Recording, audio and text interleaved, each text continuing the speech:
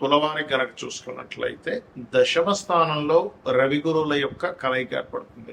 ఈ రవి గురువుల యొక్క కలయిక చాలా మంచిది, అందులో సందేహం లేదు. కాకపోతే ఇక్కడ రవి ద్వారా గురువు కంబస్ట్ అవుతున్నాడు, అంటే మౌఢ్యంలోకి వెళ్తున్నాడు. దాన్నే అస్తంగత్వ దోషము అంటారు.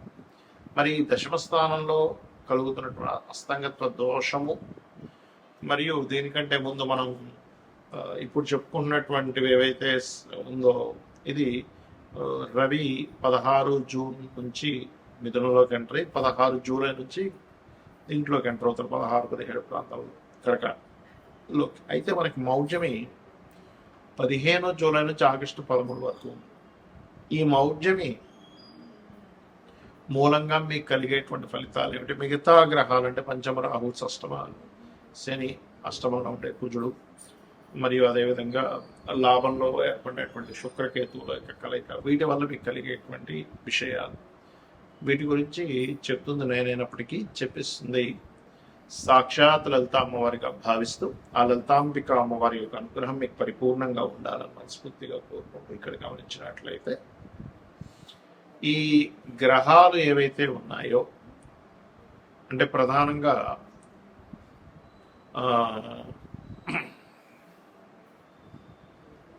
దశమంలో ఉన్నటువంటి రవి గురువులు, రవి ద్వారా గురువు కంపస్ట్ అవుతున్నాడు కాబట్టి జూలై 15వ తేదీ నుంచి అస్తంగత్వ దోషంలోకి వెళ్తున్నటువంటి రవి మూలంగా దశమ స్థానం, అంటే గురువు మూలంగా రవి ఎంటర్ అవుతున్న మూలంగా ఈ దశమస్థానం అవుతుంది. కాబట్టి అది వృత్తి సంబంధించిన విషయంలో ఆ సమయంలో ఎట్టి పరిస్థితుల్లో కూడా మీరు ఎటువంటి తొందరపాటు నిర్ణయాలు తీసుకోకండి దయచేసి.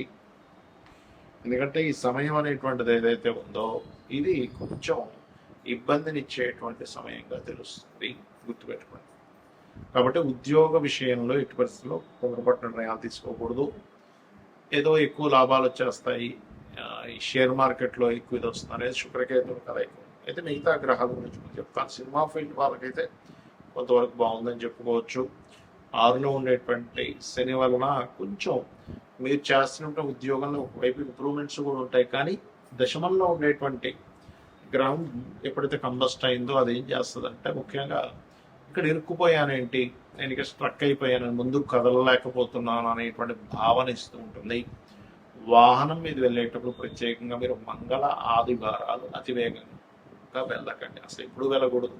ఆ సమయంలో అస్సలు అతివేగంగా వెళ్ళకండి, రోడ్లు దాటేటప్పుడు కూడా చూసుకోండి. ఇక మీరు నిత్యము చేయవలసింది దుర్గాదేవి యొక్క ఆరాధన చేయండి, అన్ని విధాలుగా ఉంటుంది. ఈ మౌఢ్యమి సమయంలో అసలు ఎలాంటి పనులు చేయాలి, అలాంటి పనులు చేయకూడదు చాలా మంది అడుగుతున్నారు. వివాహాలు, నిశ్చితార్థాలు, గృహ ప్రవేశాలు, గృహ ఆరంభాలు చెయ్యరు. ఇది మరి నార్త్ సైడ్ వాళ్ళకి వర్తించదంట, మనం ఎక్కువగా పాటిస్తూ ఉంటాం. నార్త్ సైడ్ వాళ్ళకి పట్టించుకోరు, కాకపోతే దాని ప్రభావం ఉంటుంది. ఎంతైనా కూడా మనకి వజ్రము, దుర్ముహూర్తము, యమగండాలు ఇవన్నీ కొన్ని ప్రాంతాల్లో వర్తిస్తే కొన్ని ప్రాంతాల్లో వర్తించినప్పుడు అలాగే మరి ఇది అలా అవుతుందా అంటారు చాలా మంది. కానీ ఇది అలా ఉండదు, యూనివర్సల్గా ఇది దాని ప్రభావం చూపిస్తూ ఉంటుంది. కాబట్టి నార్త్ వాళ్ళు కూడా ఇది పాటించాలి. వాళ్ళు పాటించట్లేదు కానీ పాటించాలి అక్కడ నివసించే వాళ్ళు కూడా. ఎందుకంటే మనం చూడండి, ఇప్పుడు రాహు కాలం ఉంది, ఇక్కడ పాటిస్తున్నారు చాలా మందిని. మీరు కనుక తమిళనాడులో కనుక నివాసం ఉన్నట్లయితే ఖచ్చితంగా రాహుకాలాన్ని అక్కడ పాటించాలి. ఇక్కడ ఉన్నప్పుడు వజ్రము, దుర్ముహూర్తము, అదేవిధంగా యమగండం పాటించాలి. కానీ ఈ మౌఢ్యమికి సంబంధించినవి ప్రపంచం మొత్తం పాటించాలి. అయితే చాలామంది ఈ మౌఢ్యమికి కొన్ని తెలియని కొన్ని ఎలా అంటే రెగ్యులర్గా చేసేవి కూడా ఆపుతూ ఉంటారు. అంటే అలాగా ఉద్యోగం వచ్చింది, ఉద్యోగంలో జాయిన్ అవ్వాలి, మౌఢ్యమితో సంబంధం లేదు, అది మీ యొక్క జీవితానికి సంబంధించినటువంటి మీ నిత్య జీవితంలో మీకు డబ్బులు రావాలంటే కాబట్టి మౌఢ్యమితో సంబంధం లేదు, గుర్తుపెట్టుకోండి. అలాగే రెంటిల్లు మారుతున్నారు, పెద్దగా సంబంధం ఉండదు మౌఢ్యమితో. కాకపోతే మౌఢ్యంలో అవాయిడ్ చేస్తే మంచిది, అంతేగాని పెద్ద దానివల్ల ఏదో వస్తుందని మాత్రం అనుకోకండి. అదేవిధంగా ఇంకొంతమంది కొన్ని మరమ్మతులు చేయించుకుంటూ ఉంటారు ఇంట్లో. ఏమైనా వాస్తు దోషం ఉంది, మౌఢ్యంలో చేయించుకోవచ్చు, ఏమీ సంబంధం లేదు. నువ్వు సెట్ చేసుకునే దానికి చేసుకోవచ్చు. ఎలా అయితే ఔషధ సేవన విషయంలో ఫలానా నక్షత్రాలు మంచిదని చెప్తాడు, కానీ నీకు అత్యవసరం ఉన్నప్పుడు ఒక వ్యక్తి కత్తో పొడి చేశాడు, బ్లడ్ వచ్చేస్తుంది, అమ్మో ఇప్పుడు మౌఢ్యం ఉందండి, ఈరోజు దుర్ముహూర్తం ఉంది, వర్జ్యం ఉంది, లేకపోతే ఏమన్నా ఉంది, ఇప్పుడు హాస్పిటల్కి వెళ్ళకూడదు అంటే ఎలా? యాక్సిడెంట్ అయింది, వెంటనే తీసుకెళ్ళి అతను రిపేర్ చేయించాలి. అత్యవసర వస్తువుల్లో ధర్మం ఎలా అంటే మీకు ఆపద్ధర్మాలు అనుకుని ఉంటాయి, అలాంటి సందర్భాల్లో ఈ మౌఢ్యం సంబంధించి సంబంధం లేదు. అలాగే మరొక విషయం ఏంటంటే, ఇప్పుడు నేను మీకు ఇందాక ఒక్కొక్క రాశి వాళ్ళకి మీకు చెప్తూ వచ్చా ఈ మౌఢ్యమి సంబంధించిన విషయం. మేషం వారికి ఈ ప్రాపర్టీ విషయంలో, వృషభం వారికి అగ్రిమెంట్స్ అని, మిథునం వారికి ధన విషయంలో, కర్కాటకం వారికి అప్పుల విషయంలోని, లేకపోతే బాధ్యతలు స్ట్రక్ అవడం అని, సింహం వారికి ఇన్వెస్ట్మెంట్స్ అని, కన్య వారికి బిజినెస్ రిలేటెడ్, తుల వారికి జాబ్ సంబంధించిన, మరియు అదేవిధంగా వృచ్చికం వారికి దూర ప్రాంతాలు అంటే ఉపనయన సంస్కారాలు, ధనస్సు వారికి ఏమో షేర్ మార్కెట్ అండ్ ఇన్సూరెన్సెస్, మకరం వారికి ఏమో వివాహ సంబంధించిన, మరియు ఈ కుంభం వారికి ఏమో మన ఏదైతే ఇందాక చెప్పుకున్నామో ఈ అప్పులు ఇవ్వడం తీసుకోవడం, జాబ్ సంబంధించిన, మరియు అదేవిధంగా శత్రుత్వాల విషయంలో మీనం వారికి సంతానం సంబంధించిన. ఎందుకు అంటే వాళ్ళ లగ్నం నుంచి ఆ భావం ఆ స్థానం అవుతుంది. అన్ని విషయాలకు కాదు, పర్టికులర్గా వాళ్ళ పర్సనల్ చార్ట్లో ఈ విషయంలో జాగ్రత్తగా ఉండాలి.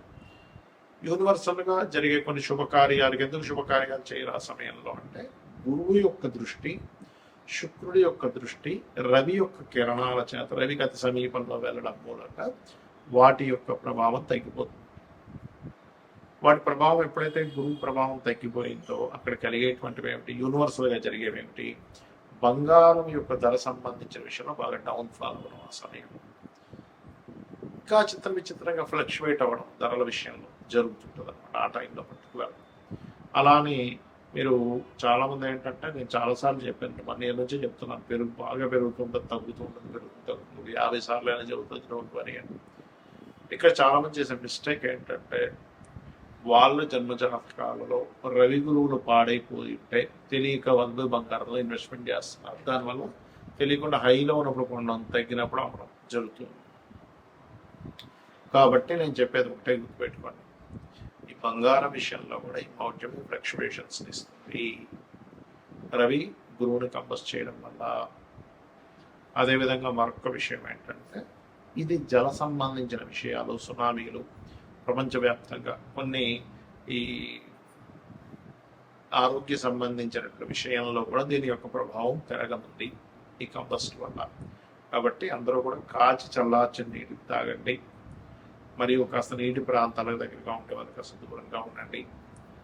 అదేవిధంగా ఇది ఒక రకంగా చెప్పాలంటే ఒక జీవాత్మ సంయోగం అంటూ ఉంటారు. ఎవరికైనా ఈ కాంబినేషన్ ఉన్నప్పుడు వాళ్ళకి ఇంట్యూషన్స్ కూడా బ్రహ్మాండంగా పనిచేస్తాయి చెప్పాలంటే, ఒక డిగ్నిఫైడ్ నేచర్లో కూడా వెళ్తూ ఉంటారు. కాకపోతే ఏంటంటే, మనకి యోగము అంటారు జ్యోతిష్ శాస్త్రంలో, మన జన్మజాతకంలో కానీ గోచారంలో కానీ 2 గ్రహాల కలయిక, లేదా ఒక గ్రహం ఒక రాశిలో ఉన్నప్పుడు యోగము, ఒక గ్రహం ఒక నక్షత్రంలో ఉన్నప్పుడు యోగము, గ్రహంతో కలిసి ఉన్నప్పుడు ఇంకొక యోగం, 2-3 గ్రహాలతో కలిస్తే మరొక యోగం. ఇలా యోగము ఏర్పడి గోచారంలో ఇచ్చే రిజల్ట్స్ చాలా బలంగా ఉంటాయి, గుర్తుపెట్టుకోండి. యోగం ఏర్పడకుండా ఇచ్చేటువంటి రిజల్ట్స్ వేరు, 2 గ్రహాలు కలిసినప్పుడు వేరు.